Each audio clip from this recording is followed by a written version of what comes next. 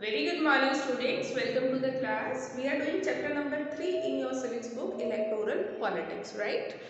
तो last class में हमने स्टार्ट किया था इलेक्शन कमीशन के क्या पार्ट्स हैं, ठीक है। वर्ल्ड में बहुत कम ऐसी कंट्रीज है जहाँ पे इलेक्शन जो कमीशन है वहाँ का वो इतना इंडिपेंडेंटली और इतना पावरफुली काम करता है जितना कि इंडिया में है, ठीक है। तो इंडिया का जो इलेक्शन कमीशन है जो कि इंडिया के इलेक्शंस को हेल्ड करवाने के लिए रिस्पॉन्सिबल है, वो जुडिशरी की तरह ही एक इंडिपेंडेंट बॉडी है, ठीक है। किसी भी तरह के पॉलिटिकल या गवर्नमेंट इन्फ्लुएंस से जो है सेपरेट है वो, ठीक है। और किसी के भी प्रेशर के अंडर काम नहीं करता है, एकदम इंडिपेंडेंटली अपना वर्क करता है। काफ़ी पावरफुल ऑर्गेनाइजेशन है। आज की क्लास में हम डिस्कस करेंगे कि पार्ट्स क्या क्या मिली हुई हैं इलेक्शन कमीशन को। So open your civics book page number 69. These are the parts.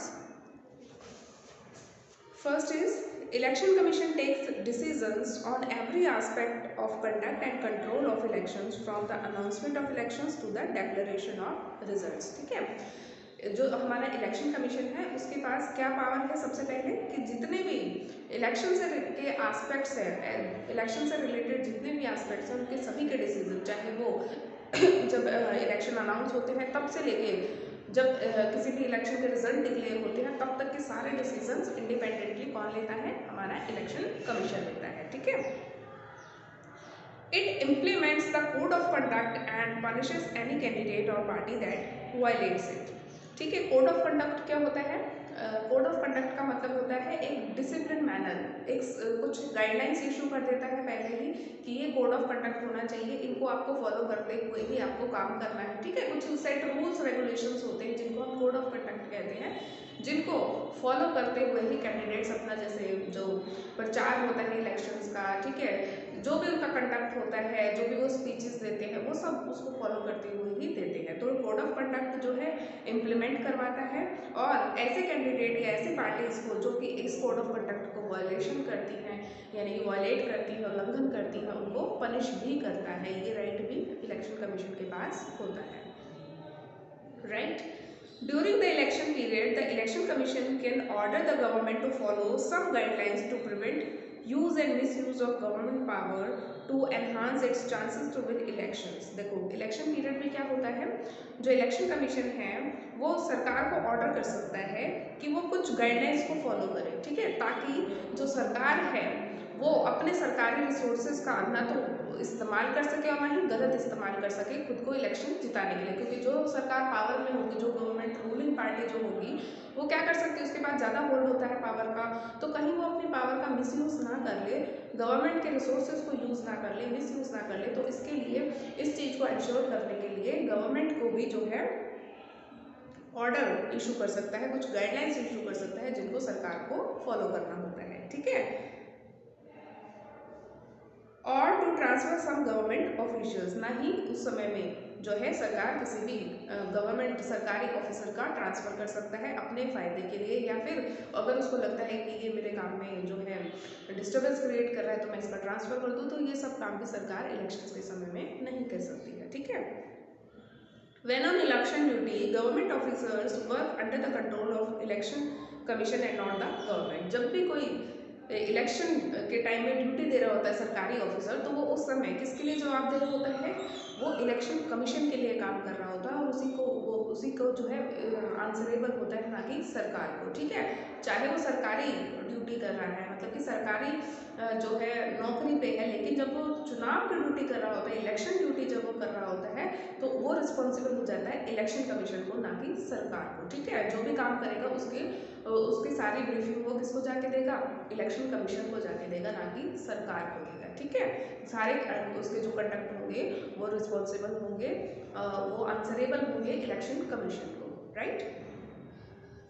In the last 15 years or so, the Election Commission has begun to exercise all its powers and even expand them। पिछले कुछ 15 सालों से जो election commission है वो अपनी सभी powers का जो है इस्तेमाल करने लगा है और इवन उसने अपनी बहुत सारी पावर्स को एक्सपैंड भी कर दिया है, काफ़ी उसका विस्तार भी कर दिया है, ठीक है, ताकि भारत में अच्छे से जो है इलेक्शंस कंडक्ट हो सके। It is very common now for the Election Commission to reprimand the government and administration for their lapses. Lapses होता है जो भी कमियां होती है सरकार की या फिर एडमिनिस्ट्रेशन की, उनके लिए जो है पनिश भी कर सकता है उसको, कहीं ना कहीं जो है उनकी एक चेक लगा सकता है गवर्नमेंट या फिर एडमिनिस्ट्रेशन के काम पर। When election officials come to the opinion that polling was not fair in some booths or even an entire constituency, they order a recall। जब भी देखो इलेक्शन कमीशन को ये पता चलता है टू द ओपिनियन दैट मतलब उसको ये लगता है कि किसी भी इलेक्शन बूथ पे या किसी पूरी पर्टिकुलर कॉन्स्टिट्यूएंसी में जो इलेक्शन है वो सही ढंग से कंडक्ट नहीं हुआ है, ठीक है, फेयर नहीं हुआ है, यानी कि वहाँ पे कुछ गड़बड़ हुई है, फेयर इलेक्शन नहीं हो पाया किसी भी रीज़न से, तो इलेक्शन कमीशन के पास ये राइट होता है कि वो वहाँ पे रीपोलिंग करवाएं, यानी कि दोबारा से वहाँ पे चुनाव हो, ठीक है। The ruling parties often do not like what the EC does. ज़्यादातर क्या होता है, जो रूलिंग पार्टी होती है जिसकी गवर्नमेंट होती है सेंटर या स्टेट में, वो पसंद नहीं करती है इलेक्शन कमीशन के काम को। क्यों? क्योंकि उनके वो बहुत ज़्यादा रिस्ट्रिक्शंस लगाती है, डिसिप्लिन जो है मेंटेन करवाती है, तो ये सब चीज़ें ज़्यादातर जो रूलिंग पार्टी होती है उनको पसंद नहीं आती है। But they have to obey, लेकिन उनको उसका इलेक्शन कमीशन का पालन करना पड़ता है। This would not have happened if the election commission was not independent and powerful. ये सब चीज़ें देखो कभी भी नहीं हो पाती अगर जो हमारा इलेक्शन कमीशन है वो इंडिपेंडेंट नहीं होता और इतना पावरफुल नहीं होता। अगर सरकार के अंडर रह के काम करता तो सरकार के ऊपर अंकुश तो नहीं लगा सकता था ना। तो ये सब चीज़ें इसीलिए पॉसिबल हो पाती हैं क्योंकि हमारा जो इलेक्शन कमीशन है वो इंडिपेंडेंट भी है और पावरफुल भी है, ठीक है। अब हम देखते हैं पॉपुलर जो पार्टिसिपेशन है। Another way to check the quality of the election process is to see whether people participate in it with enthusiasm। enthusiasm मतलब जोश से। अगर आपको पता लगाना है कि कोई भी जो इलेक्शन की प्रोसेस है उसकी क्वालिटी क्या है, अच्छा इलेक्शन है मतलब या मतलब लोगों का कोई इंटरेस्ट ही नहीं है, वो सब आपको इस चीज़ से पता चलता है कि लोग किस तरीके कितना जो बढ़ चढ़ के उस इलेक्शन में पार्टिसिपेट कर रहे हैं, कितना जो है वोटिंग देने जा रहे हैं, पोलिंग करने के लिए जा रहे हैं, ठीक है। ये सब चीज़ें भी डिटरमाइन करती हैं कि किसी भी जोन में किसी भी कॉन्स्टिट्यूएंसीज में जो क्वालिटी है इलेक्शन प्रोसेस की वो कैसी है। If the election process is not free or fair, people will not continue to participate in the exercise, ठीक है। अगर लोगों को लगेगा कि इलेक्शंस फ्री और फेयर हो ही नहीं रहे हैं तो क्या होगा, लोग बायकॉट करेंगे, वोट देने ही नहीं जाएंगे, तो और लोग जो है अपनी जो उनका राइट है उसको एक्सरसाइज ही नहीं करेंगे। Now read this charts and draw some conclusions about participation in India. यहाँ पे कुछ आपको फैक्ट्स दिए गए हैं, ठीक है, कुछ चार्ट्स हैं। पहला है देखो, peoples participation in election is usually measured by voter turnout figure. Turnout figure क्या होता है कि कितने वोटर जो है वोट देने के लिए आए, ठीक है। उससे भी हमें पता चलता है कि लोगों का पार्टिसिपेशन किसी इलेक्शन में कितना है, तो उसको नापने के लिए हम क्या यूज़ करते हैं, वोटर टर्नआउट फिगर्स। टर्नआउट का मतलब कितने वोटर्स जो है पोलिंग बूथ पे गए और वोट डाल के आए। Turnout indicates the percent of eligible voters who actually cast their vote. मतलब टर्नआउट क्या बताता है हमें कि कितने एलिजिबल जो है वोटर्स थे जो कि अपने वोट को कास्ट करके आए, अपनी वोट को डाल के आए, ना कि इनएलिजिबल भी। जैसे होता है ना कि गलत ढंग से किसी और के नाम पे वोट डाले, वो नहीं। एलिजिबल जितने वोटर्स थे वो अपनी वोट को एक्सरसाइज करके आए, कास्ट करके आए हैं या नहीं। Over the last 50 years the turnout in Europe and north America has declined. पिछले 50 सालों में यूरोप और नॉर्थ अमेरिका में ये जो टर्नआउट परसेंटेज है वोटर्स का ये गिर रहा है। In India the turnout has इधर रिमेन्ड स्टेबल और एक्चुअली गॉन अप। भारत में क्या है, या तो ये स्टेबल रहता है या फिर ये ऊपर की ओर बढ़ रहा है, ठीक है। In India the poor, illiterate and under privileged people vote in larger proportion as compare to the rich and privileged section. Bharat में क्या होता है, ज़्यादातर देखो अभी जो रिसेंट इलेक्शन हुए आपने न्यूज़ में सुना होगा, गाँव में जो है वोटिंग ज़्यादा हुई है एज कम्पेयर टू जो द सिटीज़ एंड टाउन्स, ठीक है।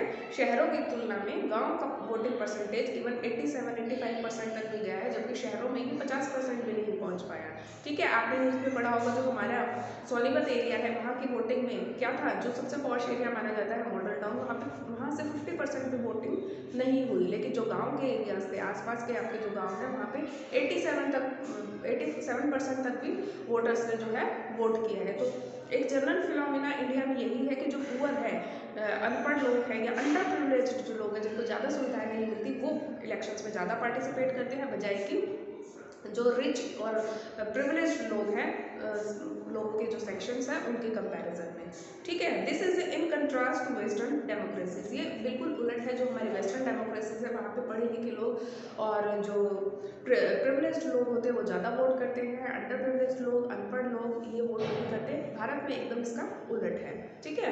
For example in the United states of America poor people, African American and Hispanics vote much less than the rich and the white people.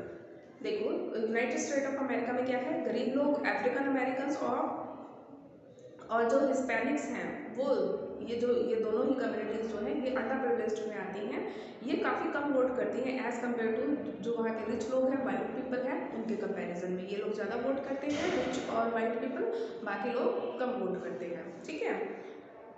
Common people in India attach a lot of importance to elections, आम आदमी है जो भारत में वो elections से काफ़ी जो है इलेक्शंस को काफ़ी इंपॉर्टेंस देता है। They feel that through elections they can bring pressure on political parties to adopt policies and programmes favourable to them, क्योंकि लोगों को लगता है कि इलेक्शंस के थ्रू जो है वो पॉलिटिकल पार्टी को प्रेशराइज कर सकते हैं कि वो उनके लिए, उनकी भलाई के लिए जो है प्रोग्राम्स चलाए, ऐसे काम करें जो कि लोगों के लिए फेवरेबल हो, ठीक है। तो लोगों को लगता है कि हम इलेक्शंस के थ्रू ही लोगों को जो है प्रेशराइज कर सकते हैं कि वो हमारी भलाई के लिए, समाज की भलाई के लिए काम करें। They also feel that their vote matters in the way things are run in the country, और लोगों को ये भी लगता है कि देश में जिस तरीके से चीज़ें हो रही है उसमें उनकी वोट काफ़ी मायने रखती है, ठीक है। तो इसलिए भी जो आम आदमी है वो अपने वोट को काफ़ी वैल्यू देता है। The interest of voters in election related activities has been increasing over the years, पिछले सालों में जो है वोटर्स का जो इंटरेस्ट है इलेक्शन रिलेटेड एक्टिविटीज़ में वो काफ़ी बढ़ रहा है। During the 2004 elections more than 1/3 voters to party in campaign related activities. Campaign related activities क्या होती हैं, जो प्रचार प्रसार की एक्टिविटीज़ होती है उसमें जो है 1/3 लोगों ने जो है पार्टिसिपेट किया था 2004 में। More than half of the people identified themself as being close to one or the other political party, उनमें से जो है आधे से ज़्यादा लोगों ने खुद को ये बताया था कि वो किसी ना किसी पॉलिटिकल पार्टी के लिए, पार्टी से खुद को एसोसिएट करते हैं, ठीक है। एसोसिएट मतलब कि हम इसको सपोर्ट करते हैं, हम इस पॉलिटिकल पार्टी को सपोर्ट करते हैं, मतलब डायरेक्टली या इनडायरेक्टली इलेक्शन से जो है कनेक्टेड है लोग। 1 out of every 7 voters is a member of political party, 7 में से हर एक आदमी जो है किसी न किसी पॉलिटिकल पार्टी का मेंबर भी था, ठीक है। तो देखो कितना ज़्यादा लोगों में एंथुसियाज्म होता है, कितना लोगों का पार्टिसिपेशन होता है कि हर 7 में से एक पर्सन किसी न किसी पॉलिटिकल पार्टी को ज्वाइन किया होता है, उसका मेंबर होता है, ठीक है। तो इंडिया में क्या है, लोगों का काफ़ी ज़्यादा जो है पॉपुलर पार्टिसिपेशन इलेक्शंस में रहता है। अच्छा, एक्टिविटी दी गई है यहाँ पे, ask the eligible voters in your family whether they voted in the last election to the Lok Sabha और टू द स्टेट असेंबली। आपके घर में जितने भी एलिजिबल वोटर्स हैं 18 साल से जितने भी ऊपर हैं आपकी फैमिली में, आप उनसे पूछो कि उन्होंने लास्ट लोकसभा इलेक्शन में या फिर जो कॉन्स्टिट्यूंट स्टेट असेंबली के जो इलेक्शन थे या फिर अभी जो रिसेंट हुए हैं 27 को वहाँ उसमें उन्होंने पार्टिसिपेट किया है या नहीं किया है, ठीक है। आप उनसे पूछेंगे। If they did not ask them why did they not vote, अगर उन्होंने उसमें जो है अपनी वोट नहीं डाली है तो आप उनसे पूछें कि उन्होंने ऐसा क्यों किया है, उन्होंने अपने वोट का इस्तेमाल क्यों नहीं किया, अपने वोट को कास्ट क्यों नहीं किया। If they did ask them which party and candidate they voted for and why, अगर उन्होंने वोट डाला है तो आप उनसे पूछो कि उन्होंने किस पार्टी को या किस कैंडिडेट को वोट दिया है और क्यों दिया है, उस पर्टिकुलर कैंडिडेट को ही या उस पर्टिकुलर पार्टी को ही वोट क्यों दिया है। आपको बहुत सारी जो है ओपिनियंस जानने को मिलेगी अलग अलग पार्टीज़ के बारे में। Also ask them whether they had participated in any other election related activities like attending an election meeting or rally etc. इसके अलावा जो है आप उनसे ये भी पूछ सकते हैं कि इलेक्शन रिलेटेड जो दूसरी एक्टिविटीज़ हैं क्या उसमें भी उन्होंने कहीं पार्टिसिपेट किया है, जैसे कि किसी इलेक्शन मीटिंग को या किसी रैली को अटेंड किया हो, किसी कैंपेन को अटेंड किया हो, कि ऐसे भी किसी एक्टिविटी में उन्होंने पार्टिसिपेट किया। ये सारा डेटा आप अभी बहुत अच्छे से जो है कलेक्ट कर सकते हो क्योंकि रिसेंटली ही सोनीपत में आपको पता है इलेक्शंस हुए हैं, right. Acceptance of election outcome, अब जो रिजल्ट आता है उसके लिए लोगों में कितनी एक्सेप्टेंस होती है कि वो उस रिजल्ट से सेटिस्फाइड होते हैं या नहीं होते हैं, वो देखते हैं हम। One final test of the free and fairness of election has in the outcome of itself, जो मतलब एक फाइनल टेस्ट है कि हमारे इलेक्शन फ्री है, फेयर हुआ है, तो वो इस बात से पता चलता है जो फाइनल आउटकम आता है उससे, यानी कि जो रिजल्ट डिक्लेयर होता है उससे। If elections are are not free और fair the outcomes always favour the powerful. अगर फ्री और फेयर इलेक्शन नहीं होंगे तो जो भी पावरफुल कैंडिडेट या पार्टी होगा तो उसको फेवर कर रहे होंगे वो results. In such a situation the ruling parties do not lose election. ऐसी सिचुएशन में क्या होता है, जो रूलिंग पार्टी होती है वो इलेक्शन नहीं हारती है। Usually the losing party does not accept the outcome of a rigged election. क्या होता है, ज़्यादातर जब भी ऐसा कोई रिजल्ट आता है तो उससे जो रूलिंग पार्टी है वो तो खुश होती है, या जो मतलब पावरफुल पार्टी है वो तो खुश होती है, लेकिन जो हार जाती है पार्टी वो ऐसे रिजल्ट्स को एक्सेप्ट नहीं करती है। ठीक है, the outcome of India's election speaks for itself. India में जो इलेक्शंस के आउटकम है वो अपने आप में ही जो है अपने आंकड़ों से ही बताते हैं कि इलेक्शंस हमारे फ्री हैं या फ्री और फेयर हैं या नहीं।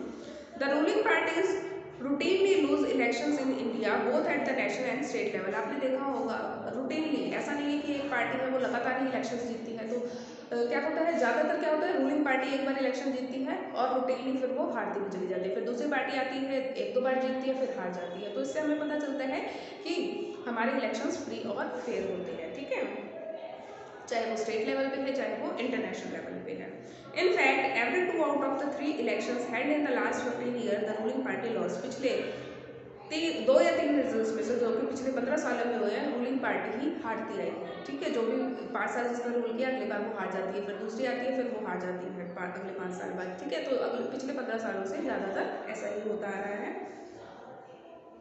हालांकि अभी पता है आपको कि जो मोदी गवर्नमेंट है उसका सेकंड जो है टर्म चल रहा है, 5 साल वो ऑलरेडी पिछला इलेक्शन जीत के आई थी, अब 1 साल और हो चुका है, तो इनका सेकंड टर्म चल रहा है। ठीक है, in the US and incumbent और sitting elected representative rarely loses an election. US में क्या होता है, जो जीता हुआ कैंडिडेट होता है यानी कि जो उस टाइम पे पावर में होता है वो कभी बहुत मुश्किल से, रेयरली मतलब कभी कभार ही ऐसा होता है कि वो इलेक्शन हार जाए।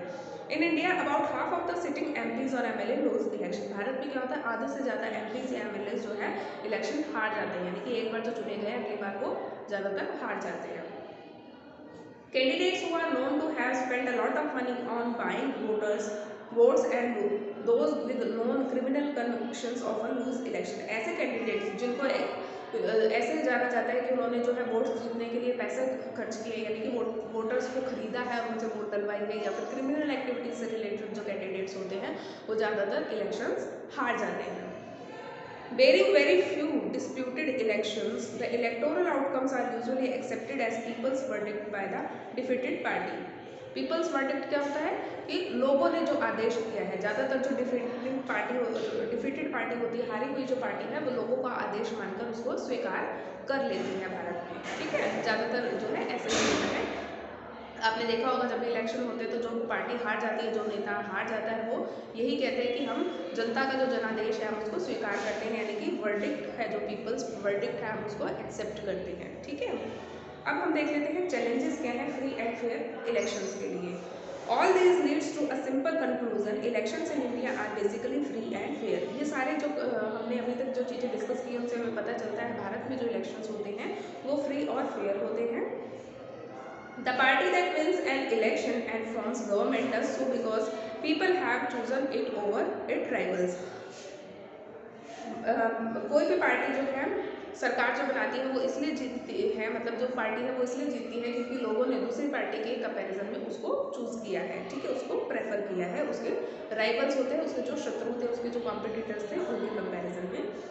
This may not be true for every constituency. हर एक कॉन्स्टिट्यूएंसी के लिए ये बात सही में नहीं होती है।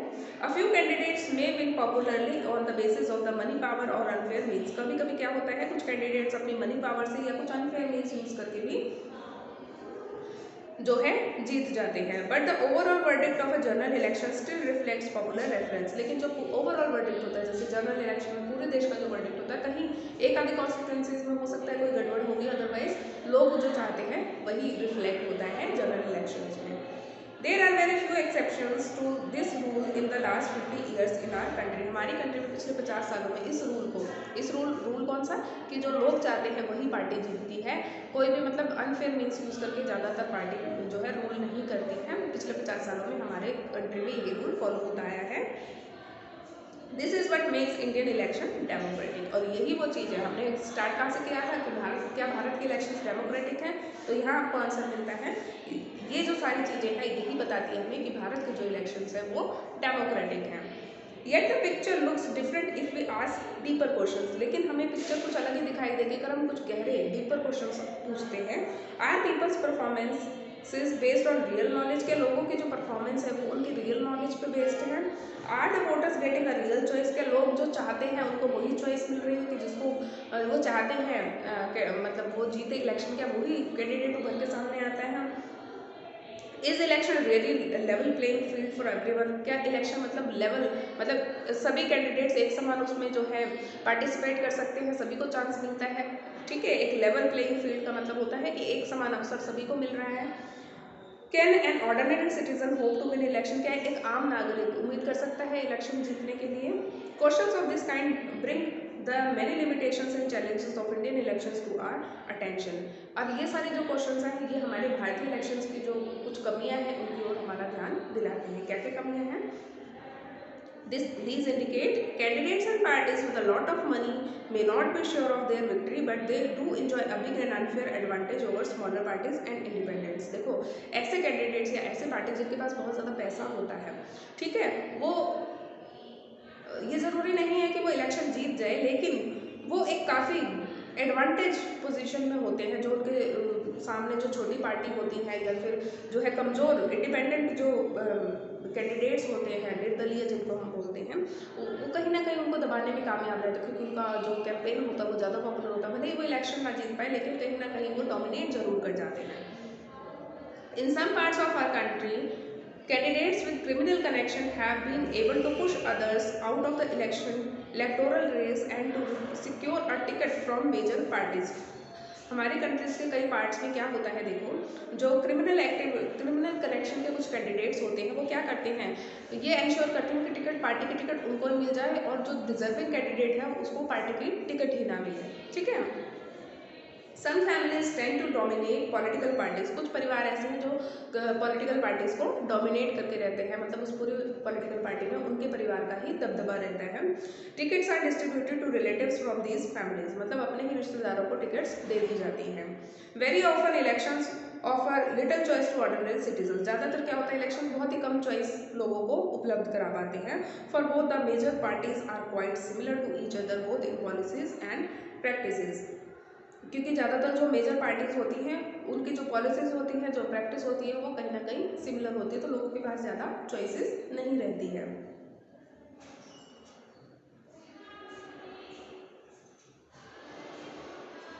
Smaller parties and independent candidates suffer a huge disadvantage compared to bigger parties। जो छोटी पार्टीज होती है, जो इंडिपेंडेंट कैंडिडेट्स होते हैं, वो ज़्यादातर काफ़ी डिसएडवांटेज जो है फेस करते हैं, सफ़र करते हैं जो बड़ी पार्टीज होती है उनके कंपैरिजन में। उनको रिसोर्सेज की कमी होती है, ठीक है, जो है पार्टिसिपेशन उनका कम होने देती है। बड़ी पार्टीज कहीं ना कहीं उनको डोमिनेट कर जाती है, तो उनका जो पार्टिसिपेशन है वो इंडिपेंडेंट कैंडिडेट्स या छोटी पार्टीज वो कहीं ना कहीं सफ़र करती ही करती हैं। These challenges exist not just in India but also in many established democracies. Bharat में ही नहीं, ये सारी जो प्रॉब्लम्स हैं दुनिया की जितनी भी डेमोक्रेसीज है, ज़्यादातर डेमोक्रेसीज में ये प्रॉब्लम्स पाई जाती हैं। These deeper issues are a matter of concern for those who believe in democracies।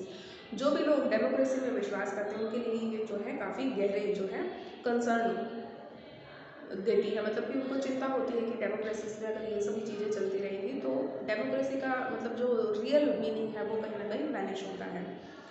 That is why citizens, social activists and organizations have been demanding reforms in our electoral system। इसीलिए जो देखो citizens हैं, नागरिक हैं, social एक्टिविटिस्ट हैं या फिर organisations हैं, वो डिमांड करती रहती हैं कि जो हमारा इलेक्टोरल सिस्टम है उसमें चेंजेस आने चाहिए। Can you think of some reforms, क्या आप किसी ऐसे रिफॉर्म के बारे में, किसी ऐसे चेंज के बारे में सोच रहे हैं कि हाँ हमारे इलेक्शन में जो है इस तरीके के चेंजेस आने चाहिए।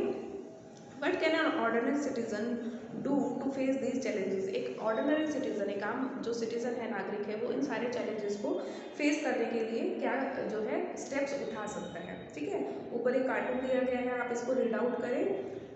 In this, an accurate picture picture of what happens to the voters before and after election. देखो एक्चुअली में क्या होता है इलेक्शंस के टाइम में बिफोर एंड आफ्टर की पिक्चर गिवन है। Must these always happen in democracies. ये सब चीज़ें डेमोक्रेसीज में कहीं ना कहीं जरूर होती है। Can you think of examples when this did not happen. आप कभी ये ऐसी चीज़ों के बारे में सोच सकते हैं जब ये चीज़ें ना होती हो। देखो फर्स्ट है इलेक्शन से पहले की पिक्चर गिवन है आपको, जहाँ पे जो एक पॉलिटिकल लीडर है सब लोग उसके हाथ जोड़ रहे हैं और वो जो है स्पीच दे रहा है। जब टुमारो मतलब जब वो विन कर जाता है इलेक्शन, उसके बाद वो किसी की नहीं सुनता, उसका कद इतना बढ़ जाता है कि देखो सब लोग उसको छोटे दिखाई देते हैं और वो किसी की ओर भी ध्यान नहीं दे रहा है। ये पिक्चर आपको गिवन है, ठीक है। तो यहाँ पे आपका चैप्टर जो है ये कंप्लीट होता है। यहाँ तक आप रीड आउट करके आएंगे, चैप्टर कंप्लीट हो गया आपको। आई होप आपको इलेक्टोरल पॉलिटिक्स इंडिया की समझ में आ गई है, राइट।